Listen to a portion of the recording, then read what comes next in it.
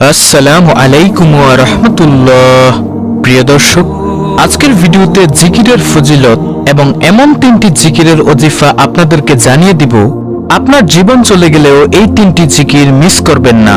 উঠতে বসতে চলতে ফিরতে যদি এই তিনটি জিকির আপনি করতে পারেন, আপনার জন্য রহমতের দরজা খুলে যাবে, রিজিকের দরজা খুলে যাবে, আপনার সকল কিছুতে বরকত হবে, রুজি রোজগারে বরকত হবে, ঘরে বরকত হবে, হায়াতে বরকত হবে, আপনার সকল কাজে আল্লাহর গায়েবী সাহায্য আসবে, দুনিয়া ও আখিরাতের ভরপুর কল্যাণ অর্জন হবে ইনশাআল্লাহ।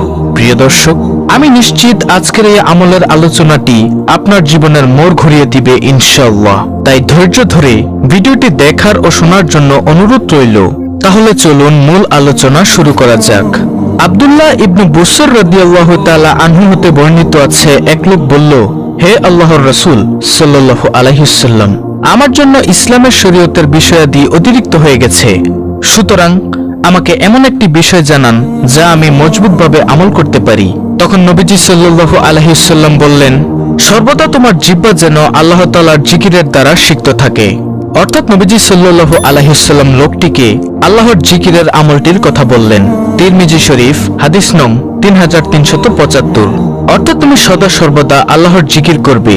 আবার তিরমিজি শরীফের 3376 নং হাদিসের বর্ণনায় আবু সাঈদ আল খুদরি রাদিয়াল্লাহু তাআলা আনহু হতে বর্ণিত আছে, রাসূলুল্লাহ সাল্লাল্লাহু আলাইহি ওয়াসাল্লামকে প্রশ্ন করা হলো, কিয়ামতের দিন আল্লাহ তাআলার নিকট বান্দাদের মধ্যে কে মর্যাদায় সর্বোত্তম হবে? নবীজি ফরমালেন, আল্লাহ তাআলার অধিক পরিমাণে জিকিরকারীগণ। সুবহানাল্লাহ।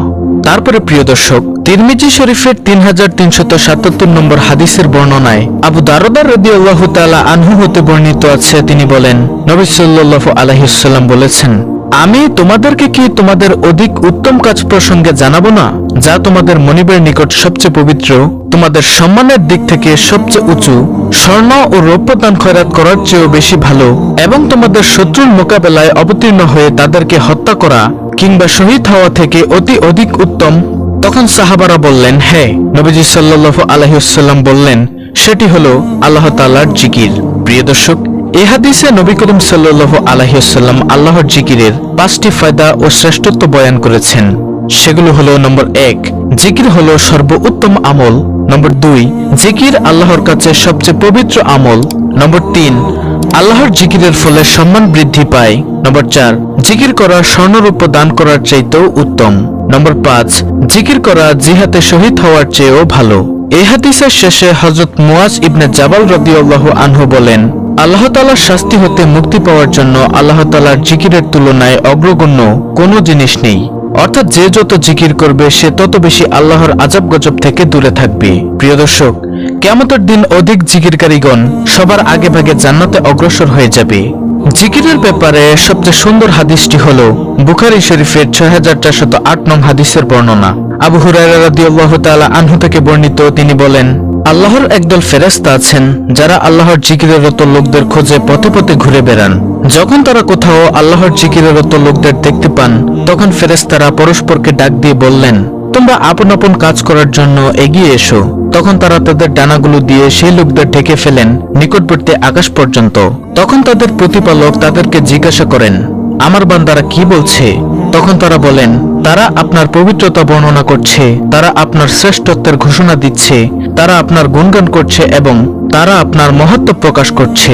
তখন আল্লাহ তাআলা জিজ্ঞাসা করবেন, তারা কি আমাকে দেখেছে? তখন ফেরেশতারা বলবে, হে আমার প্রতিপালক, আপনার শপথ, তারা আপনাকে দেখেনি। তিনি বলবেন, আচ্ছা, তবে যদি তারা আমাকে দেখত?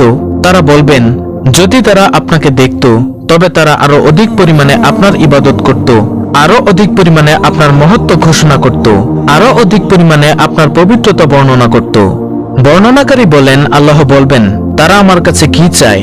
তারা বলবে, তারা আপনার কাছে জান্নাত চায়। তিনি জিজ্ঞাসা করবেন, তারা কি জান্নাত দেখেছে? ফেরেশতারা বলবেন, না। আপনার সত্তার কসম, হে রব, তারা তা দেখেনি। তিনি জিজ্ঞাসা করবেন, যদি তারা দেখত তবে তারা কি করত? তারা বলবে, যদি তারা তা দেখত তাহলে তারা জান্নাতের আরো অধিক লোভ করত, আরো বেশি চাইতো এবং এর জন্য আরো বেশি বেশি আকৃষ্ট হতো। আল্লাহ তাআলা জিজ্ঞাসা করবেন, তারা কি থেকে আশ্রয় চায়? ফেরেশতাগণ বলবেন, জাহান্নাম থেকে। তিনি জিজ্ঞেস করবেন, তারা কি জাহান্নাম দেখেছে? তারা জবাব দিবে, আল্লাহর কসম, হে প্রতিপালক, তারা জাহান্নাম দেখেনি। তিনি জিজ্ঞেস করবেন, যদি তারা তা দেখত তখন তাদের কি হতো? তারা বলবে, যদি তারা তা দেখত তাহলে তারা তা থেকে দ্রুত পালিয়ে যেত এবং একে অত্যন্ত বেশি ভয় করত। তখন আল্লাহ তাআলা বলবেন, আমি তোমাদের সাক্ষী রাখছি, আমি তাদের ক্ষমা করে দিলাম।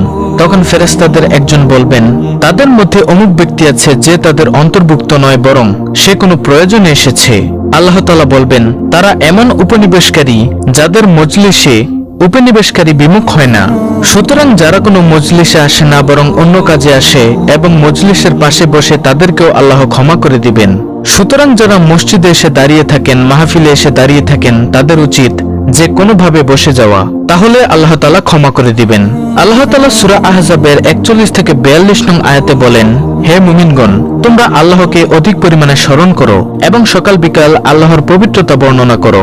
সুবহানাল্লাহ। প্রিয় দর্শক, এখন হলো মূল আলোচনা, কোন সেই 3টি জিকির যে জিকিরগুলিতে আছে দুজাহানের খাজানা, কোন জিকিরগুলো করবেন। সর্বপ্রথম জিকিরটি হলো নম্বর 1, তিরমিজি শরীফের 3590 নং হাদিসের বর্ণনা। আবু হুরায়রা রাদিয়াল্লাহু তাআলা আনহু হতে বর্ণিত আছে, তিনি বলেন, রাসূলুল্লাহ সাল্লাল্লাহু আলাইহি ওয়াসাল্লাম বলেছেন, কোন বান্দা সততার সাথে লা ইলাহা ইল্লাল্লাহ বললে তার জন্য আকাশের সকল দরজা খুলে দেওয়া হয়। ফলে উক্ত কালিমা আরশে আজিম পর্যন্ত পৌঁছে যায় যতক্ষণ সে কবিরা গুনাহ ত্যাগ করে। আর লা ইলাহা ইল্লাল্লাহ এমন একটি জিকির যা সব সময় পড়া যায়, ঠোঁট নাড়ানো ছাড়া পড়া যায়, তাই একটা রিয়াও নাই। মানুষের সামনে বসে থাকলেও এই জিকিরটি করতে পারবেন। শুধুমাত্র আল্লাহ তাআলাকে খুশি করার জন্য পড়বেন, তাহলে আসমানের সকল দরজা আপনার জন্য খুলে যাবে। তারপরে দ্বিতীয় নম্বর জিকিরটি হলো তিরমিজি শরীফের 3592 নং হাদিসের বর্ণনা।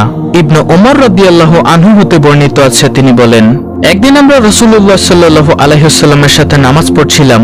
সে সময় সমাগত লোকদের মাঝে হতে এক লোক বলল, আল্লাহু আকবার কাবীরা ওয়ালহামদুলিল্লাহি কাসীরা ওয়া সুবহানাল্লাহি বুকরাতা ওয়া আসীলা। প্রিয় দর্শক, দোয়াটি আমি আবার বলছি, আল্লাহু আকবার কাবীরা ওয়ালহামদুলিল্লাহি কাসীরা ওয়া সুবহানাল্লাহি বুকরাতা ওয়া আসীলা। তখন রাসূলুল্লাহ সাল্লাল্লাহু আলাইহি ওয়াসাল্লাম বললেন, এই বাক্যটি কে বলেছে? উপস্থিত লোকদের মাঝে এক লোক বলল, আমি হে আল্লাহর রাসূল সাল্লাল্লাহু আলাইহি ওয়াসাল্লাম। তিনি বললেন, এ দোয়ায় আমি খুব আশ্চর্যান্বিত হয়েছি, এই বাক্যগুলোর জন্য আকাশের দরজাগুলো খুলে দেওয়া হয়েছে। ইবনে ওমর রাদিয়াল্লাহু আনহু বলেন, রাসূলুল্লাহ সাল্লাল্লাহু আলাইহি ওয়াসাল্লামের কাছে আমি একথা শোনার পর থেকে কখনো তা পাঠ করা পরিহার করিনি। আর তা হলো আল্লাহু আকবার কাবীরা ওয়ালহামদুলিল্লাহি কাসীরা ওয়া সুবহানাল্লাহি বুকরাতা ওয়া আসীলা।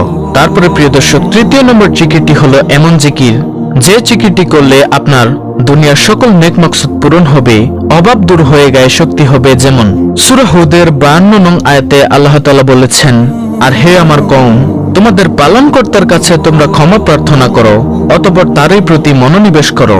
তিনি আসমান থেকে তোমাদের উপর বৃষ্টিধারা প্রেরণ করবেন এবং তোমাদের শক্তির উপর শক্তি বৃদ্ধি করবেন। তোমরা কিন্তু অপরাধীদের মতো বিমুখ হয়ো না। সুতরাং যে কোনো কাজে মনে মনে ইস্তেগফার করুন, সে কাজে আর ক্লান্তি অনুভব হবে না, কারণ আল্লাহ তাআলা শক্তি বাড়িয়ে দিবেন। এই জিকির দ্বারা মনের শান্তি প্রশান্তি আসে। যেমন সূরা রাদের 28 নং আয়াতে আল্লাহ তাআলা বর্ণনা করেন, আর যারা বিশ্বাস স্থাপন করে এবং তাদের অন্তর আল্লাহর জিকির দ্বারা প্রশান্তি লাভ করে, জেনে রাখো আল্লাহর জিকির দ্বারাই অন্তরসমূহ শান্তি পায়। আর যাদের হৃদয় প্রশান্ত হয়ে যায় তাদের জন্য আল্লাহ সূরা ফজরের সুখবর দিয়ে বলেন, তুমি তোমার পালনকর্তার নিকট ফিরে যাও সন্তুষ্ট ও সন্তোষভাজন হয়ে, অতঃপর আমার বান্দাদের অন্তর্ভুক্ত হয়ে যাও এবং আমার জান্নাতে প্রবেশ করো। সুতরাং জিকির করতে করতে অন্তর প্রশান্ত হয়ে যাবে, আর যাদের অন্তর প্রশান্ত হয়ে যাবে তাদের জন্য রয়েছে জান্নাতের সুসংবাদ। তাই প্রিয় দর্শক, এই 3টি জিকির অর্থাৎ নম্বর 1 লা ইলাহা ইল্লাল্লাহ, নম্বর 2 আল্লাহু আকবার কাবীরা ওয়ালহামদুলিল্লাহি কাসীরা ওয়া সুবহানাল্লাহি বুকরাতা ওয়া আসীলা, নম্বর 3 ইস্তেগফার, এগুলোকে অব্যাহত রাখুন। ইনশাআল্লাহ অনেক অনেক ফায়দা হবে, যা আমি ভিডিও শুরুতেই বলে দিয়েছি। প্রিয় দর্শক, ভিডিওটি ভালো লাগলে অবশ্যই চ্যানেলটিকে সাবস্ক্রাইব করে বেল বাটন অল বাজিয়ে দিবেন। ভিডিওটিতে একটি লাইক দিবেন এবং কমেন্টে আমিন লিখবেন এবং অন্য মুসলিম ভাই বোনদের কাছে ভিডিওটি শেয়ার করে দিবেন।